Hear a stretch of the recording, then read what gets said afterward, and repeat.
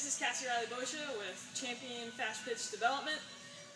Sorry for a huge delay in posting articles and videos, but had a little bit of transition with location, had a change in job, and now I'm able to hopefully post a little bit more consistently about softball hitting and basically based on the lessons that I give. So something interesting came up in a couple of recent lessons I've been giving.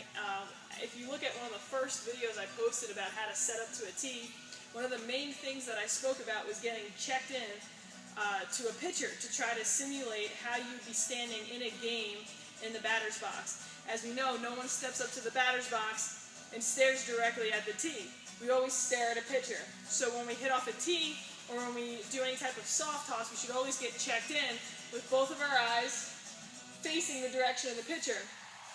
The only detriment to this that I've noticed is that I'm almost creating a double load with some of the girls that are hitting in the cage.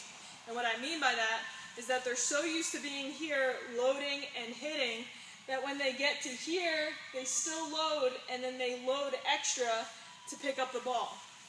Going along the same lines that this should be just as high quality in trying to emulate what we do in a game, we should really try to take a look at what a swing actually looks at when we're hitting off of a live pitcher. We're in this stance here, we load, as the pitch is coming, our head barely moves to contact. It's mainly our eyes that pick up the ball. So it's that, if that is the case in a game, that is what we should be striving for in practice.